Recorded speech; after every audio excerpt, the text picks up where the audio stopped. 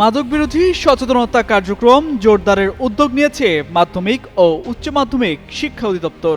এরই অংশ হিসেবে মাধ্যমিক ও উচ্চ মাধ্যমিক পর্যায়ের শিক্ষা প্রতিষ্ঠানে ডকুমেন্টারি ও থিম সং প্রদর্শনের শিক্ষা মন্ত্রণালয়ের আইন শৃঙ্খলা সংক্রান্ত উপদেষ্টা কমিটির ৭ম সভার সিদ্ধান্ত অনুযায়ী এই নির্দেশনা দেওয়া হয়েছে।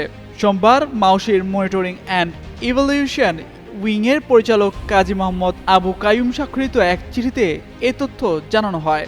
চিঠিতে বলা হয়, মাদকের কুফল সম্পর্কে প্রচার ও সচেতনতা বাড়ানোর পাশাপাশি মাদকের বিরুদ্ধে সামাজিক আন্দোলন গড়ে তুলতে মাদকদ্রব্য নিয়ন্ত্রণ অধিদপ্তরের পক্ষ থেকে প্রস্তুত করা একটি ডকুমেন্টারি ও থিম সং প্রদর্শনের উদ্যোগ নেওয়া হয়েছে। জেলা ও উপজেলা পর্যায়ের সব শিক্ষা প্রতিষ্ঠানে এ দুটি উপকরণ দেখানোর ব্যবস্থা নিতে হবে।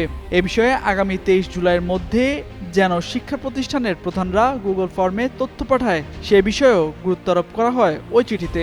বিষয়টিকে অতীব জরুরি হিসেবে চিহ্নিত করে আঞ্চলিক পরিচালকদের মাধ্যমে সব কলেজ ও মাধ্যমিক বিদ্যালয়ের অধ্যক্ষ ও প্রধানদের এ নির্দেশনা পৌঁছে দেওয়ার অনুরোধও জানিয়েছে মাউশি।